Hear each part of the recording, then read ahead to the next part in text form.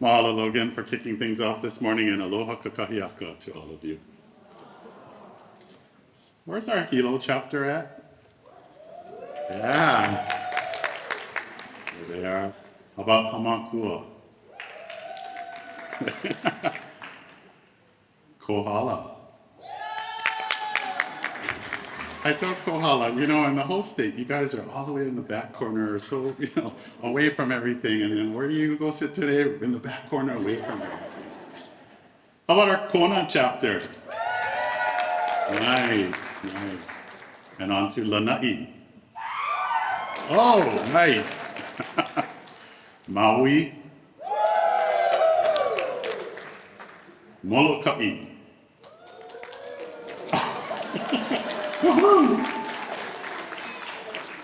How about our Windward chapter? And Honolulu chapter. Nice. How about our Central chapter? All right, I needed a decibel meter for that. And our Leeward chapter. There we go. And last but not least, our Kauai chapter. Thank you so much, all of you, for being here today.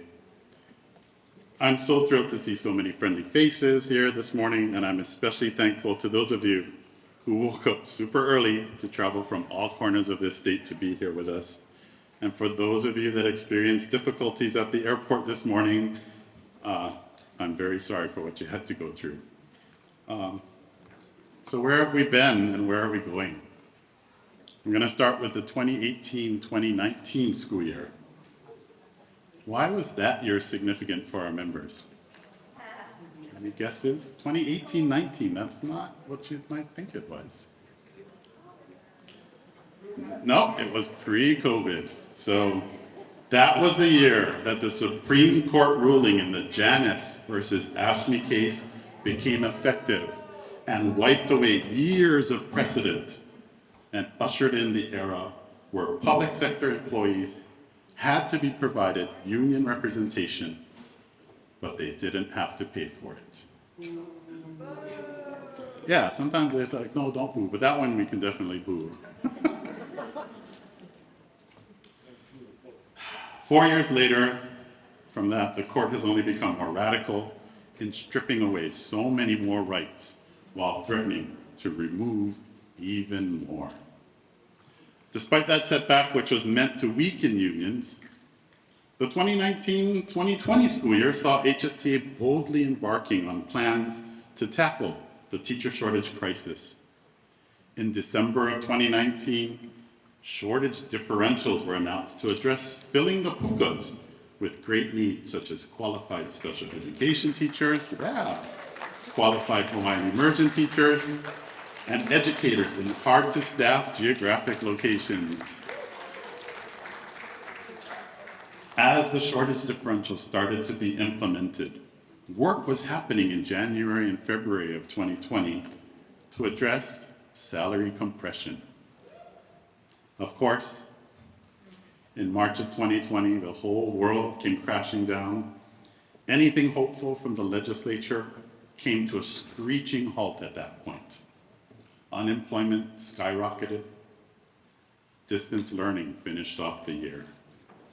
Teachers said that was the most exhausting year ever, as they had to pivot, in unprecedented ways. The 2020-2021 school year saw schools struggle with implementing distance and hybrid options, threats of pay cuts and furloughs, the injection of federal funding to cover for the loss of state revenues, the ratification of a 2-year contract, and the departure of the superintendent. From all accounts, that was the most exhausting year ever. However, it was also the year when the scientific community came together and at breakneck speed developed and rolled out effective vaccines against COVID-19. The 2021-2022 school year saw a new interim superintendent who brought all students back to campuses with his 3-1-1 plan. Remember that? but he refused to find ways to continue 21 hours, nor would he sit down with us to work on COVID agreements. We saw the state implement a new testing requirement for unvaccinated employees, and we saw how the lack of personnel and absenteeism among students due to COVID outbreaks caused havoc in schools. From all accounts, that was the most exhausting year ever. But it was also the year where tourists came back in droves. State coffers were overflowing, and Friends of Education in the legislature and Governor Ige funded shortage differentials, 21 hours, and at long last, a correction to the long problematic salary compression.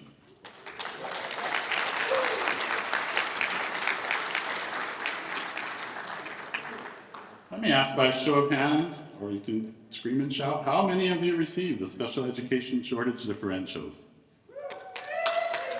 All right. How about the Hawaiian immersion shortage differential? Yeah. How about the hard to staff geographic shortage differential? Look at that, look at that. How many of you are benefiting from 21 hours? So everyone got a little more pay. Everyone gets credits, although we are working on ways to make sure that we can utilize those credits, especially for those of you at Class 7. I have to tell you, despite having friends in the legislature, it is definitely not easy to get things passed through there. You know, when Corey was president 6 years, he tried and tried and tried again, and it was just difficult. This year, we had bills that started in the Senate and had to get through 2 committees there, then passed the full Senate. They then made their way to the House, where the bills got triple referred. And in the legislative parlance, that's basically a death wish for a bill. And then it had to get past the full House, and then after it passed both sides, it had to go to what's called a conference committee for them to work out differences. And then it had to go back to the House and to the Senate. So many places where these bills could have died. Despite all those obstacles, things were looking promising, very promising. Promising enough that every single other public sector union in Hawaii, the Hawaii Government Employees Association, or HGEA, the University of Hawaii Professional Assembly, or UPA, the United Public Workers, or UPW, the State of Hawaii Organization of Police Officers, or SHOPO, and the Hawaii Firefighters Association, HFFA, all signed onto a letter to legislators to try and stop HSTA's forward momentum. They said that if we want more money, we have to negotiate for it. We've done that time and time again. And when we would ask, we would be told, there's no money for that. Well, we made sure that that excuse couldn't be used, especially when state revenues were at record levels. Their effort was futile. Why? Because elections matter. Elections matter. Let me say it again. Elections matter. We were able to count on our Friends of Education to pull through for us. Like a game of telephone, we started with a couple of bills that spelled things out, but by the end of the session, things looked a little different, and the major intent of what we wanted was tucked into the state budget and was not a standalone bill. It was only with our Friends of Education that we were able to maneuver and succeed in getting it done and getting it signed by Governor Ige. I must say, he's had a rocky 8 years with disappointing moments, even for teachers. But in these final months, I have to thank him because it was his support behind the scenes that got this past the finish line. So thank you, Governor Ige. Thank you, legislators. Mahalo for what you've done for us. Mahalo for pushing off what all the other unions in the state of Hawaii were trying to tell you to do. And so that brings us to the 2022-2023 school year, which has only just begun. As I mentioned, the elections matter, and a week ago, a large majority of candidates HSTA recommended in the primary election were successful. In a campaign that was full of negative attack ads with misleading and false claims, Hawaii voters came through, and Aloha won the day. Joshua Green, Sylvia Luke, Brian Schatz, and Jill Tokuda won their races and look to be on track to win in the general election. The same goes for many in Senate and House races, in particular, House Speaker Scott Saiki and our former President, Corey Rosen.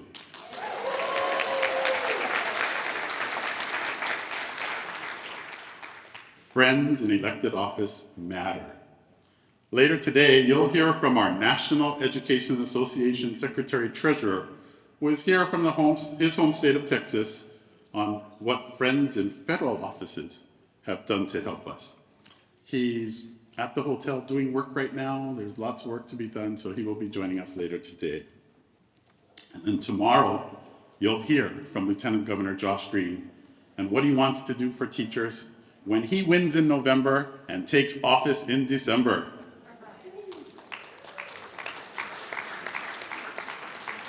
When calls go out to sine wave, we need you to join in and help us get these Friends of Education elected. But before moving on, I just want to thank NEA Secretary Treasurer Noel Candelaria, who's going to be joining us later. Yesterday, took him around the island of Oahu to see many things that he wouldn't see in any other place in this country. We started off the day with a wonderful stop in the morning at Kulakaiapuni o Anuenue, where he got to see and hear firsthand the amazing things that are being done in our Hawaiian immersion schools and the struggles that they continue to deal with. We then descended deep into the mountainside at the Halava Aquifer, where we got to see firsthand the precious resource that the Navy has put in perilous jeopardy for all of us on Oahu. This is the same Navy that continues to drag its feet to shut down the Red Hill bulk fuel storage facility. We ended our visits at Nimitz Elementary, our Vice President Logan Okita's school, and one of a number that were directly impacted by the jet fuel leak into the water supply. Right. So mahalo. We wanted him to see those things. Those were the important things. We only had one day. And so I hope that Noah had much to take away when he goes back to the continent. And mahalo to him for joining us.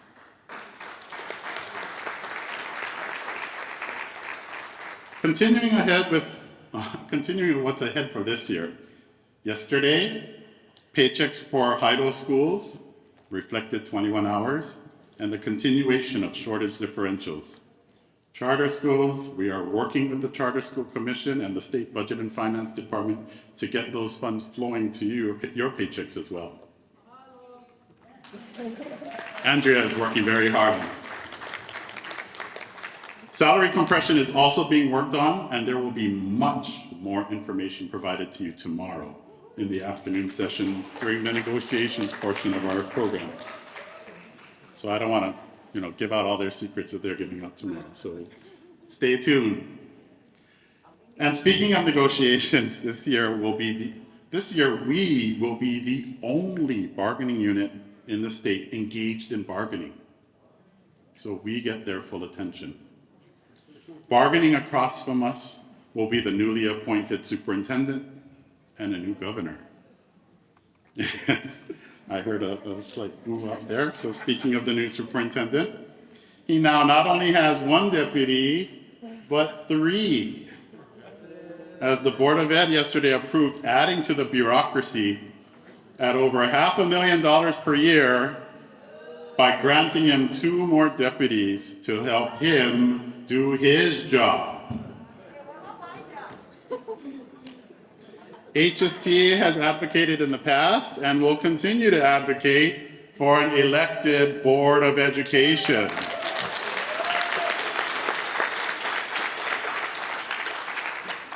Our success this year and going forward into the future is going to be dependent on maintaining a strong union. After the Janus decision, HSTA enjoyed membership levels in the high 90%. Now, we're only in the mid-90s, but we cannot let mid-90s be okay. While still the highest membership rate of any state affiliate in the NEA, that is not good enough. We have to remain constantly vigilant and all work together to bring our numbers back towards 100%. With the effects of COVID not being as devastating as it was before vaccinations were around, we need to start reaching out to our potential members like we weren't able to do in the past few years. HSTA has a new executive director, Ann Mahi, who started at the beginning of this month, and regrets that she can't be here with us, as she had a prior commitment before taking the job. She did record a message of aloha for all of you that we will play tomorrow morning.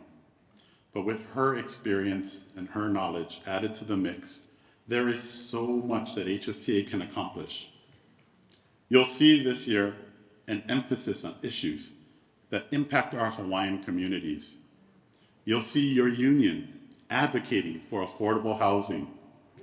You'll see your union pushing for ways to better recruit and retain highly qualified educators for Hawaii's keiki.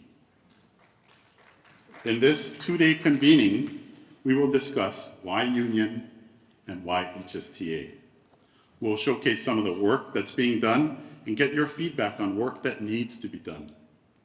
We'll hear about what's happening nationally and how you and others can help. And we'll get down to what we can do to welcome potential members to the HSTA Ohana. Our theme for these 2 days is maintaining strength and unity through school-level leaders.